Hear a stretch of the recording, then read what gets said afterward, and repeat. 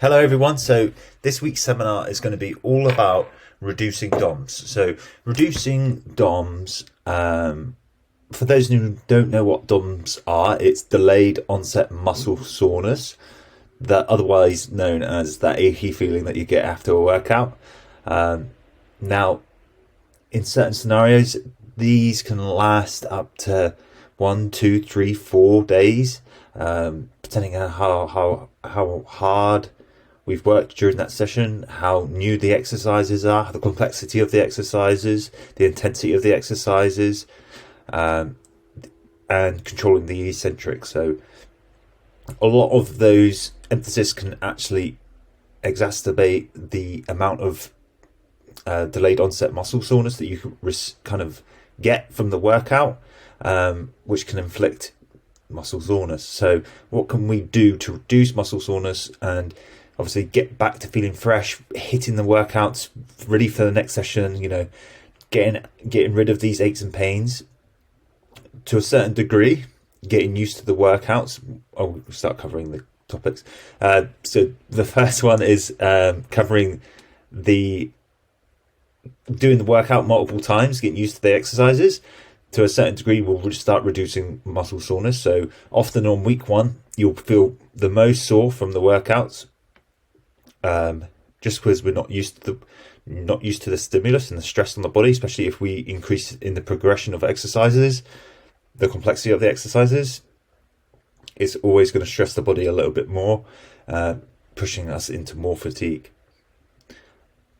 Another way of reducing DOMS is increasing sleep and the duration of sleep, the quality of sleep, and that is a significant reduction in muscle soreness. So if you're feeling particularly sore, I would highly recommend getting a good night's sleep.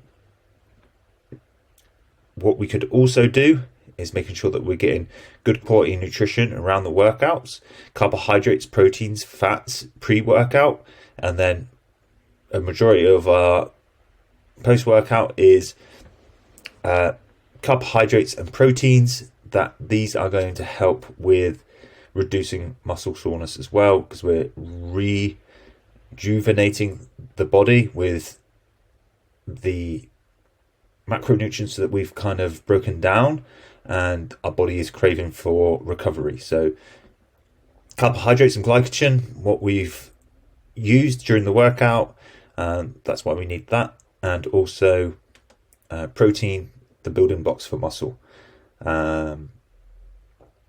So sleep, getting used to the workouts, good quality nutrition, and there is also, so when you do get muscle soreness, a lot of it is inflammation. So inflammation on that particular muscle, which is a good thing, obviously, because we have worked the area, we're being intense in the area.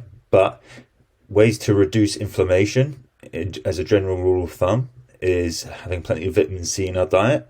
So citrus fruits, berries, these types of fruits within our diet consistently spread throughout the day is going to help with reductions of inflammation, which is a byproduct of delayed onset muscle soreness. So incorporating vitamin C is going to help significantly try and reduce it in a natural way of reducing inflammation in a good way after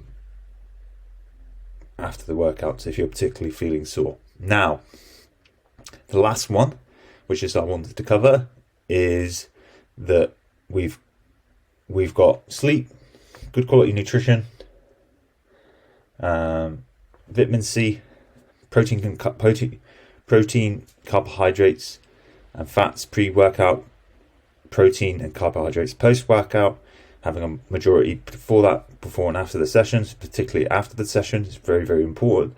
And the last one is ice baths, and big, massive niche at the moment is every Tom, Dick and Harry is going in the ice bath. A big, massive trend at the moment. So more and more information's, because of the popularity of it, the more and more information is coming out and more research is being conducted because it's a subject area of popularity. So what we know that it can help with reducing inflammation, and it can improve reduction in muscle soreness. So you see a lot of athletes doing it for the last 10-15 years, is getting in ice baths, but the popularity of it is now become mainstream, and it's becoming a bit more popular within the general population.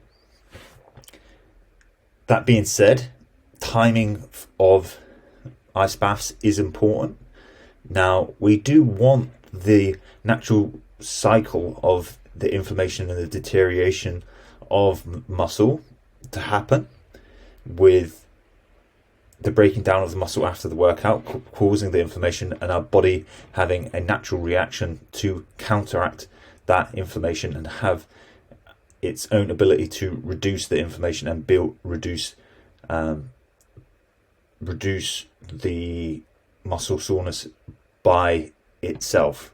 So if we do start having ice baths, the research suggests that if we have an ice bath straight post workout, it can actually inhibit muscle growth, which we do not want, because it's not going through this natural cycle of the muscle regenerating and causing inflammation, and the body counteracting the intensity and stress that has been put on the body. So what we need to do is to wait at least a minimum of 12 hours after the workout before we think about doing ice baths, before you want the natural cycle of the body to recuperate from the intensity of the workout.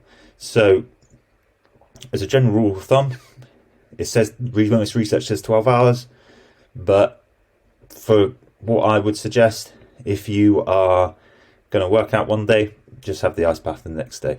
If you're going to work out and you feel particularly sore, wait a day. Do not have an ice bath straight after your training, as it will inhibit muscle growth, and that is a massive building block for building physique across the board for everyone. So these are my top ways of reducing inflammation and DOMS, delayed onset muscle soreness, for the general population. For the most majority of people, this is what I would include in my diet: is 1, optimizing my sleep, optimizing my nutrition, incorporating vitamin C within my diet, potentially ice baths if it's particular bad. But as a general form, I don't really use it that often. If I was feeling particularly fatigued or particularly sore or inflamed, then I might incorporate it as a last ultimatum to really kind of reduce inflammation. But normally it's due to a competition, particularly a hard training weekend. If I've maybe prioritized like a big solid week of training, and I've maybe booked the week off work, and I've prioritized my training for a week, and I just want to concentrate on that. Maybe at the end of the week I might include it just to try and reduce inflammation, because I've just gone a little bit too hard. Normally it's to counteract that I've gone too hard with training with my training, to counteract the inflammation. So it's kind of a last resort for start including ice baths for myself.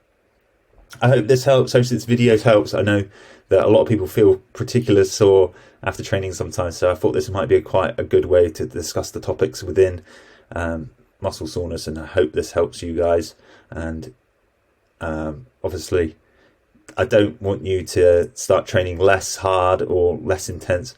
We always want to be pushing out of our comfort zone to a certain degree. We will always get delayed onset muscle soreness, but we can be vigilant to make sure that we can reduce it as possible. Have a great rest of the day, and I hope this helps, and I hope this video helps.